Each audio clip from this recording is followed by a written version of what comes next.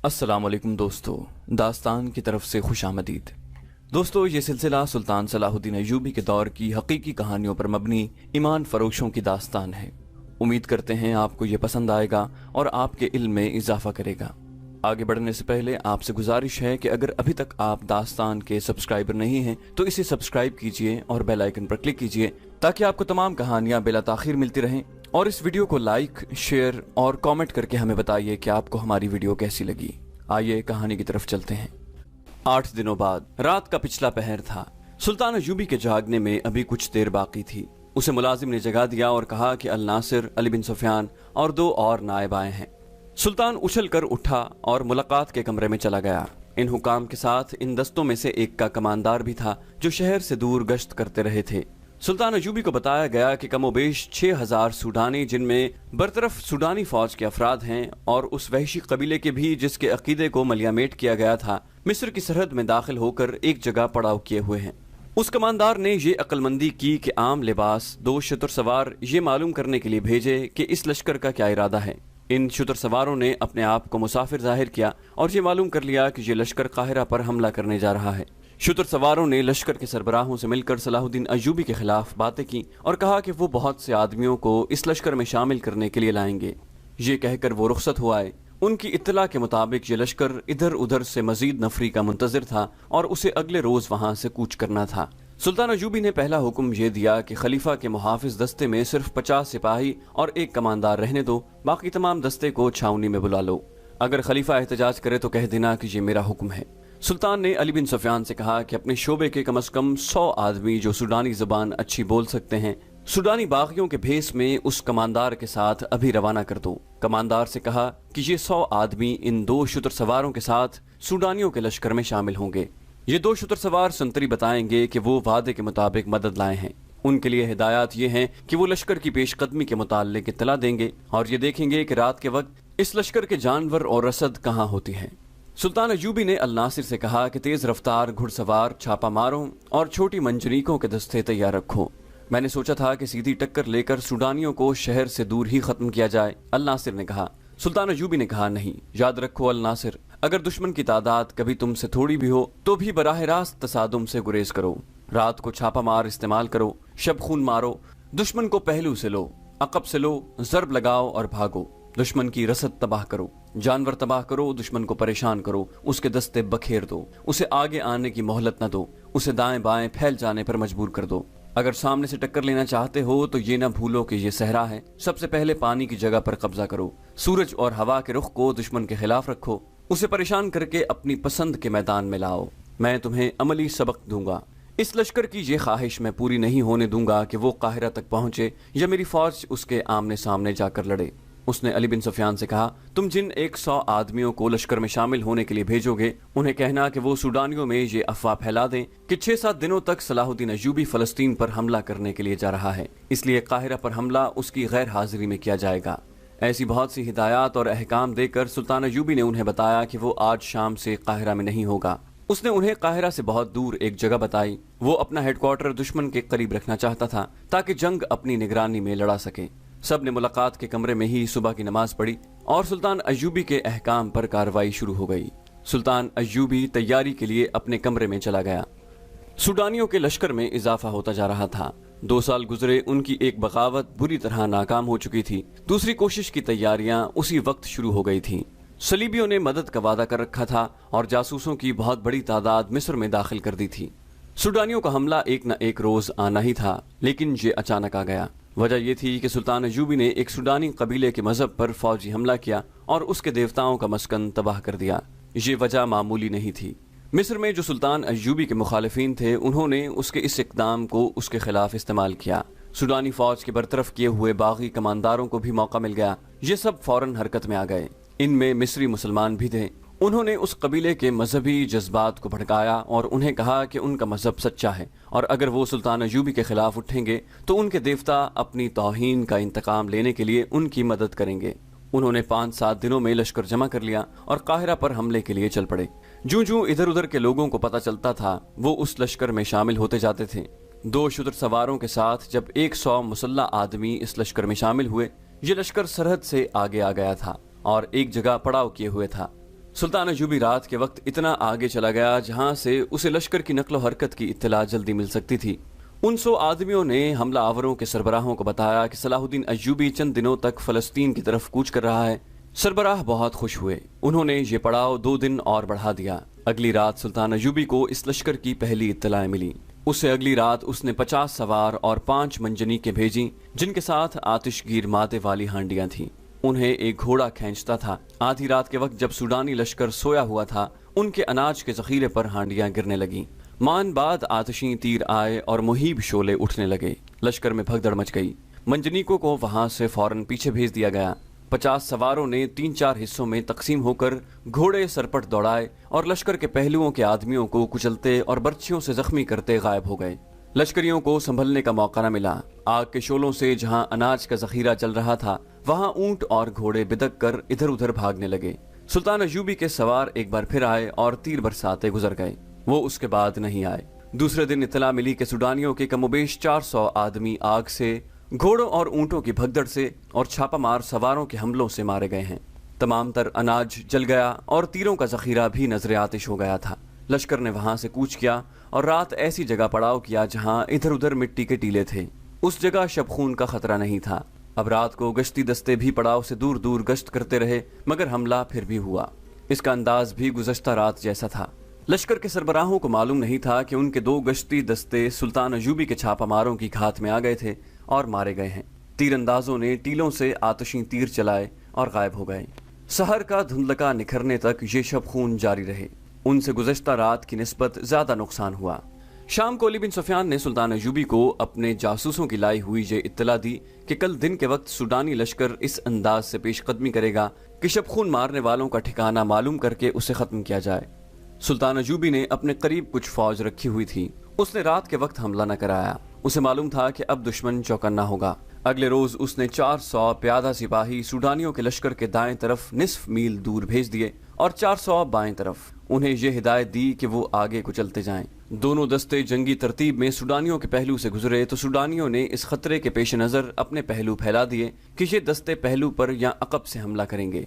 सुल्तान अयूबी की हिदायत के मुताबिक उसके कमांदार अपने दस्तों को परे हटाते गए। सूडानी धोखे में आ गए। उन्होंने अपने लश्कर को दाएं बाएं फैला दिया। अचानक सुल्तान अयूबी के 500 सवारों ने टीलों की ओट से निकलकर सूडानियों के वस्त में हल्ला बोल दिया, जहां उनकी आला कमान थी। घुड़सवारों का ये हमला अचानक और बेहद शदीद था। सारे लश्कर में भगदड़ मच गई। पहलुओं से प्यादा तीरंदाजों ने तीर बरसाने शुरू कर दिए। इस तरह सिर्फ 1300 नफरी की फौज ने कमोबेश 6000 के लश्कर को भगदड़ में मुब्तला किया और ऐसी शिकस्त दी कि सहरा लाशों से अट गया और सूडानी कैद में भी आए और भागे भी। भागने वालों की तादाद थोड़ी थी। ये सूडानियों की दूसरी बगावत थी जो सुल्तान अयूबी ने उन्हीं के खून में डुबो दी।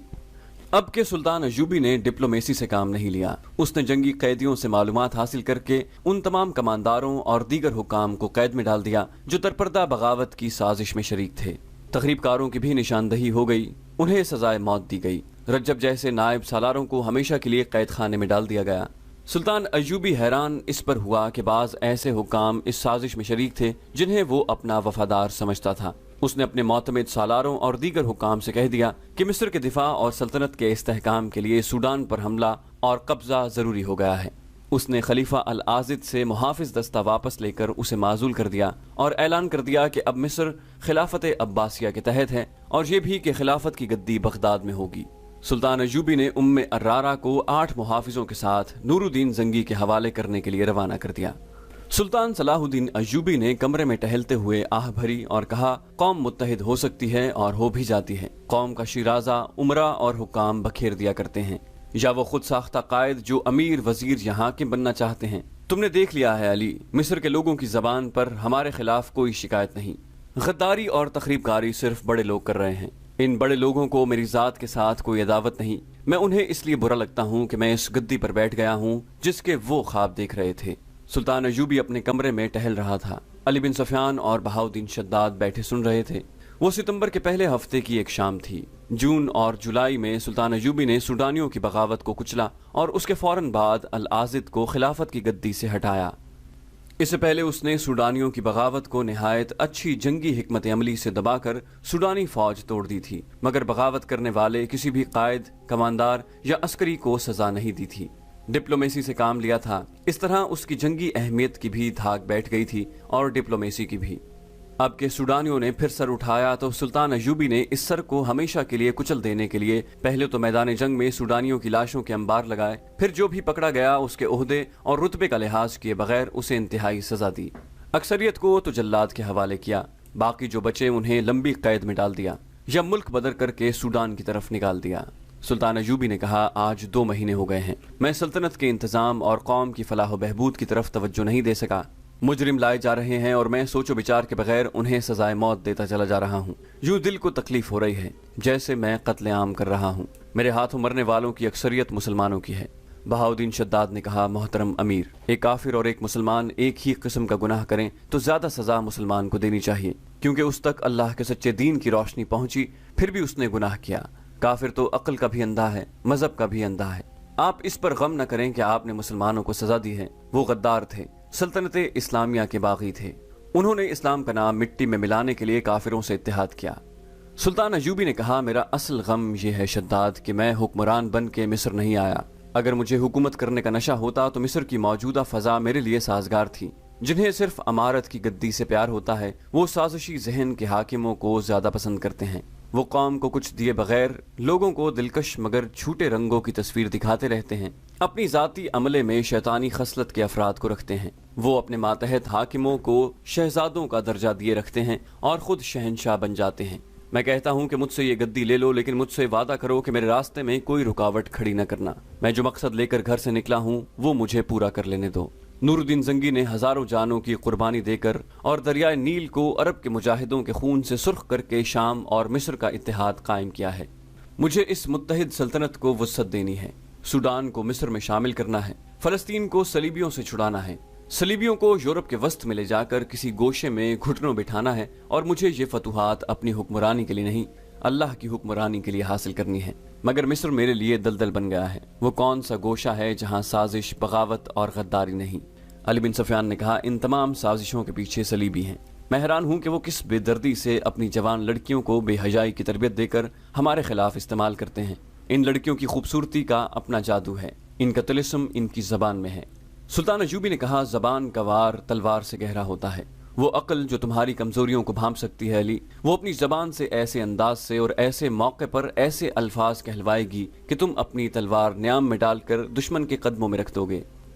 सलीबियों के पास 2 ही तो हथियार हैं, अल्फाज और हैवानी जज्बा, जिसे इंसानी जज्बे पर गालिब करने के लिए वो अपनी जवान और खूबसूरत लड़कियों को इस्तेमाल कर रहे हैं। उन्होंने मुसलमान उमरा और हुक्काम के दिलों से मजहब तक निकाल दिया है। अली बिन सफियान ने कहा, सिर्फ हुक्काम नहीं अमीर मोहतरम, मिस्र के आम लोगों में भी बदकारी आम हो गई है। ये सलीबियों का कमाल है। दौलतमंद मुसलमानों के घरों में भी बेहयाई शुरू हो गई है। यही सबसे बड़ा खतरा है। सुल्तान अयूबी ने कहा, मैं सलीबियों के सारे लश्कर का मुकाबला कर सकता हूँ और किया है, मगर मैं डरता हूँ कि सलीबियों के इस वार को नहीं रोक सकूंगा, और जब मेरी नजरें मुस्तकबिल में झांकती हैं तो मैं कांप उठता हूँ। मुसलमान बराए नाम मुसलमान रह जाएंगे, इनमें बेहयाई सलीबियों वाली होगी और इनकी तहजीब व तमद्दुन पर सलीबी रंग चढ़ा हुआ होगा। मैं मुसलमानों की कमजोरियां जानता हूँ। मुसलमान अपने दुश्मन को नहीं पहचानते, उसके बिछाए हुए खूबसूरत जाल में फंस जाते हैं। मैं सलीबियों की कमजोरियां जानता हूँ। वो बेशक मुसलमानों के खिलाफ मुत्तहिद हो गए हैं, लेकिन उनके अंदर से दिल फटे हुए हैं। फ्रांसीसी और जर्मन एक दूसरे के खिलाफ हैं। बरतानवी और इतालवी एक दूसरे को पसंद नहीं करते। वो मुसलमानों को मुश्तरक दुश्मन समझकर इकट्ठे हैं, लेकिन उनमें अदावत की हद तक इख्तलाफात हैं। उनका शाह अगस्टस दोगला बादशाह है, बाकी भी ऐसे ही हैं, मगर उन्होंने मुसलमान उमरा को औरत के हुस्न और ज़रो जवाहिरात की चमक दमक से अंधा कर रखा है। अगर मुसलमान उमरा मुत्तहिद हो जाएं तो सलीबी चंद दिनों में बिखर जाएं। अब फातिमी खिलाफत को खत्म करके मैंने अपने दुश्मनों में इजाफा कर लिया है। फातिमी अपनी गद्दी की बहाली के लिए सूडानी और सलीबियों के साथ साजबाज कर रहे हैं। अली बिन सफियान ने कहा, उनके शायर को कल सजाए मौत दे दी गई है। सुल्तान अयूबी ने कहा, जिसका मुझे बहुत अफसोस है। इमारतुल यमनी की शायरी ने मेरे दिल पर भी गहरा असर किया था, मगर उसने अल्फाज और तरन्नुम को चिंगारियां बनाकर इस्लाम के दामन को जलाने की कोशिश की है। इमारतुल यमनी उस दौर का मशहूर शायर था। उस दौर में और उससे पहले भी लोग शायरों को पीरों और पैगंबरों जितना दर्जा देते थे। शायर अल्फाज और तरन्नुम से फौज में जज्बे की नई रूह फूंक दिया करते थे। यही दर्जा उस मुसलमान शायर को हासिल था। उसने लोगों में जो मकाम पैदा कर रखा था اسے اس نے اس طرح استعمال کرنا شروع کر دیا کہ ایک طرف وہ لوگوں میں جہاد کا جذبہ پختہ کرتا اور ساتھ ہی فاطمی خلافت کی عظمت کی دھاک لوگوں کے دلوں میں بٹھاتا۔ اسے فاطمی خلافت کی اتنی پشت پناہی حاصل تھی کہ اس نے سلطان ایوبی کے خلاف زہر اگلنا شروع کر دیا تھا۔ اس کے آخری اشعار یہ تھے: مجھے فاطمی خلافت کی محبت کا تانا دینے والو، مجھ پر لعنت بھیجو، میں تمہیں لعنت کے لائق سمجھتا ہوں۔ فاطمی محلات کی ویرانی پر آنسو بہاؤ، ان میں رہنے والوں کو میرا پیغام دو کہ میں نے تمہارے لیے جو زخم کھائے ہیں وہ کبھی مندمل نہ ہوں گے۔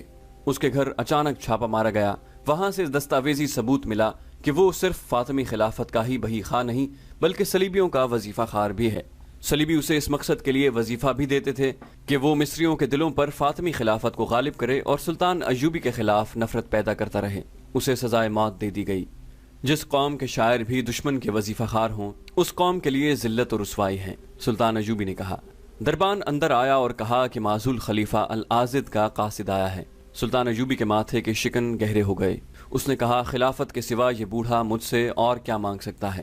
دربان سے کہا، اسے اندر بھیج دو۔ العاضد کا قاصد اندر آیا اور کہا، خلیفہ کا سلام پیش کرتا ہوں۔ سلطان ایوبی نے کہا، وہ خلیفہ نہیں ہے، 2 مہینے ہو گئے ہیں اسے معزول ہوئے، وہ اپنے محل میں قید ہے۔ قاصد نے کہا، معافی چاہتا ہوں قابل صد احترام امیر، عادت کے تحت منہ سے نکل گیا ہے۔ العاضد نے بعد السلام کہا ہے کہ بیماری نے بستر پر ڈال دیا ہے، اٹھنا محال ہے، ملنے کی خواہش ہے، اگر امیر محترم تشریف لا سکیں تو احسان ہوگا۔ سلطان ایوبی نے بے قراری سے اپنی ران پر ہاتھ مارا اور کہا، وہ مجھے بلا رہا ہے کیونکہ وہ ابھی تک اپنے آپ کو خلیفہ سمجھتا ہے۔ قاصد نے کہا، نہیں امیر مصر، ان کی حالت بہت خراب ہے، محل کے طبیب نے خطرے کا اظہار کیا ہے، یہ ان کا دیرینہ مرض ہے جو غم اور غصے میں تیز ہو جاتا ہے، اب تو وہ اٹھنے سے معذور ہو گئے ہیں۔ قاصد نے ذرا جھجک کر کہا، انہوں نے یہ بھی کہا ہے کہ آپ اکیلے تشریف لائیں، راز کی 2-4 باتیں ہیں جو کسی دوسرے کے سامنے نہیں کی جا سکتی۔ سلطان ایوبی نے کہا، انہیں بعد السلام کہنا، صلاح الدین ایوبی راز کی سب باتیں جانتا ہے، اب راز کی باتیں خدا سے کہنا، اللہ تمہیں معاف کرے۔ قاصد مایوس ہو کر چلا گیا۔ سلطان ایوبی نے دربان کو بلا کر کہا کہ طبیب کو بلا لاؤ۔ اس نے علی بن سفیان اور بہاؤالدین شداد سے کہا، اس نے مجھے اکیلا آنے کو کہا ہے، کیا اس میں کوئی چال نہیں؟ کیا میرا خدشہ غلط ہے کہ مجھے محل میں بلا کر میرا کام تمام کرنا چاہتا ہے؟ اسے مجھ پر اوچھا وار کرنا چاہیے، اسے حق حاصل ہے۔ شداد نے کہا اور علی بن سفیان نے تائید کی، آپ نے اچھا کیا نہیں گئے۔ طبیب آ گیا تو سلطان ایوبی نے اسے کہا، آپ العاضد کے پاس جائیں، میں جانتا ہوں وہ بہت مدت سے بیمار ہے، معلوم ہوتا ہے اس کا طبیب مایوس ہو گیا ہے، آپ جا کر دیکھیں اور اس کا علاج کریں، یہ بھی ہو سکتا ہے کہ وہ بیمار نہ ہو، اگر ایسا ہے تو مجھے بتائیں۔ سابق خلیفہ العاضد کو اسی محل میں رہنے کی اجازت دے دی گئی تھی جو اس کی خلافت کی گدی تھی۔ اس محل کو اس نے جنت بنا رکھا تھا، حرم دیس دیس کی خوبصورت عورتوں سے پر رونق تھا، لونڈیوں کا ہجوم الگ تھا، سینکڑوں محافظوں کا دستہ مستعد رہتا تھا، فوجی کماندار حاضری میں کھڑے رہتے تھے۔ سلطان ایوبی کے لائے ہوئے انقلاب نے اس محل کی دنیا ہی بدل ڈالی تھی۔ خلیفہ اب خلیفہ نہیں تھا، محل میں عیش و عشرت کا تمام سامان جوں کا توں رہنے دیا گیا، فوج کمانداروں اور محافظ دستے کو وہاں سے ہٹا دیا گیا تھا۔ فوج کا ایک دستہ اب بھی وہاں نظر آتا تھا، مگر یہ العاضد کا محافظ نہیں، پہرے دار تھا۔ خلافت کا محل چونکہ سازشوں کا مرکز تھا، اس لیے وہاں اب پہرا لگا دیا گیا تھا۔ العاضد اپنے محل میں قیدی تھا، وہ بوڑھا تھا اور دل کا مریض تھا۔ خلافت چھن جانے کا غم، بڑھاپا، شراب اور عیش و عشرت نے اسے بستر پر ڈال دیا تھا۔ چند دنوں میں وہ لاش کی مانند ہو گیا تھا۔ اس کی تیمارداری کے لیے 2 ادھیڑ عمر عورتیں اور ایک خادم اس کے کمرے میں موجود تھا۔ العاضد آنکھیں کھولتا، انہیں دیکھتا اور آنکھیں بند کر لیتا۔ محل کا طبیب اسے دوائی پلا گیا تھا۔ 2 جوان لڑکیاں کمرے میں آئیں، یہ العاضد کے حرم کی رونق تھیں۔ ان میں سے ایک نے خلیفہ کا ہاتھ اپنے ہاتھ میں لیا اور اس پر جھک کر صحت کا حال احوال پوچھا۔ دوسری نے العاضد کا چہرہ دونوں ہاتھوں میں تھام کر اسے صحت یابی کی دعا دی۔ دونوں لڑکیوں نے ایک دوسری کی آنکھوں میں دیکھا اور ایک نے کہا، آپ آرام فرمائیں، ہم آپ کو بے آرام نہیں کریں گے۔ دوسری نے کہا، ہم ہر وقت ساتھ والے کمرے میں موجود رہتی ہیں، بلا لیا کریں، اور دونوں کمرے سے نکل گئیں۔ العاضد نے کراہ کی لمبی آہ بھری اور اپنے پاس کھڑی ادھیڑ عمر عورتوں سے کہا، یہ دونوں لڑکیاں میری تیمارداری کے لیے نہیں آئی تھیں، یہ دیکھنے آئی تھیں کہ میں کب مر رہا ہوں۔ میں جانتا ہوں انہوں نے اپنی دوستیاں لگا رکھی ہیں، یہ گدھ ہیں، میرے مرنے کا انتظار کر رہی ہیں، ان کی نظر میرے مال اور دولت پر ہے، تم تینوں کے سوا یہاں میرا کوئی ہمدرد نہیں، کوئی بھی نہیں۔ فاطمی خلافت کے نعرے لگانے والے کہاں گئے؟ اس نے دل پر ہاتھ رکھ لیا اور کروٹ بدل لی، وہ تکلیف میں تھا۔ اتنے میں قاصد کمرے میں آیا اور کہا، امیر مصر نے آنے سے انکار کر دیا ہے۔ العاضد نے کراہنے کے لہجے میں کہا، او بد نصیب صلاح الدین، میرے مرنے سے پہلے ایک بار تو آ جاتا۔ صدمے نے اس کی تکلیف میں اضافہ کر دیا تھا۔ اس نے نحیف آواز میں رک رک کر کہا، اب تو میری لونڈیاں بھی میرے بلانے پر نہیں آتی، امیر مصر کیوں آئے گا؟ مجھے گناہوں کی سزا مل رہی ہے، میرے خون کے رشتے بھی ٹوٹ گئے ہیں، ان میں سے بھی کوئی نہیں آیا۔ وہ میرے جنازے پر آئیں گے اور محل میں جو ہاتھ لگا اٹھا کر لے جائیں گے۔ وہ کچھ دیر کراہتا رہا۔ دونوں تیماردار عورتیں پریشانی کے عالم میں اس کی باتیں سنتی رہیں۔ ان کے پاس تسلی اور حوصلہ افزائی کے لیے بھی جیسے کوئی الفاظ نہیں رہے تھے۔ ان کے چہروں پر خوف ستاری تھا، جیسے وہ خدا کے اس قہر سے ڈر رہی تھیں جو بادشاہ کو گدا اور امیر کو فقیر بنا دیتا ہے۔ دونوں نے چونک کر دروازے کی طرف دیکھا۔ ایک سفید ریش بزرگ کھڑا تھا۔ وہ ذرا رک کر اندر آیا اور العازد کی نبض پر ہاتھ رکھ کر کہا، السلام علیکم، میں امیر مصر کا طبیب خاص ہوں، انہوں نے مجھے آپ کے علاج کے لیے بھیجا ہے۔ العازد نے کہا، کیا امیر مصر میں اتنی سی بھی مروت نہیں رہی کہ آ کے مجھے دیکھ جاتا؟ میرے بلانے پر بھی نہیں آیا۔ طبیب نے کہا، اس کے متعلق میں کچھ نہیں کہہ سکتا، انہوں نے مجھے آپ کے علاج کے لیے بھیجا ہے۔ میں یہ کہنے کی جرت ضرور کروں گا کہ اتنے بڑے واقعے کے بعد جس میں باقاعدہ جنگ ہوئی اور ہزاروں جانیں ضائع ہوئیں، امیر مصر شاید یہاں نہیں آئیں گے۔ انہیں آپ کی صحت کی فکر ضرور ہے، ایسا نہ ہوتا تو وہ مجھے آپ کے علاج کا حکم نہ دیتے۔ اس حالت میں آپ ایسی کوئی بات ذہن میں نہ لائیں جو آپ کے دل کو تکلیف دیتی ہے، ورنہ علاج نہ ہو سکے گا۔ العازد نے کہا، میرا علاج ہو چکا۔ میرا ایک پیغام غور سے سن لو، صلاح الدین کو لفظ بلفظ پہنچا دینا۔ میری نبض سے ہاتھ ہٹا لو، میں اب دنیا کی حکمت اور تمہاری دوائیوں سے بے نیاز ہو چکا ہوں۔ سنو طبیب، صلاح الدین سے کہنا کہ میں تمہارا دشمن نہیں تھا، میں تمہارے دشمنوں کے جال میں آ گیا تھا۔ یہ بدقسمتی میری ہے یا صلاح الدین کی کہ میں اپنے گناہوں کا اعتراف اس وقت کر رہا ہوں جب میں ایک گھڑی کا مہمان ہوں۔ صلاح الدین سے کہنا کہ میرے دل میں ہمیشہ تمہاری محبت رہی ہے اور تمہاری محبت کو ہی دل میں لیے دنیا سے رخصت ہو رہا ہوں۔ میرا جرم یہ ہے کہ میں نے زر و جواہرات اور حکمرانی کی محبت بھی اپنے دل میں پیدا کر لی جو اسلام کے احترام پر غالب آ گئی۔ آج سب نشے اتر گئے ہیں۔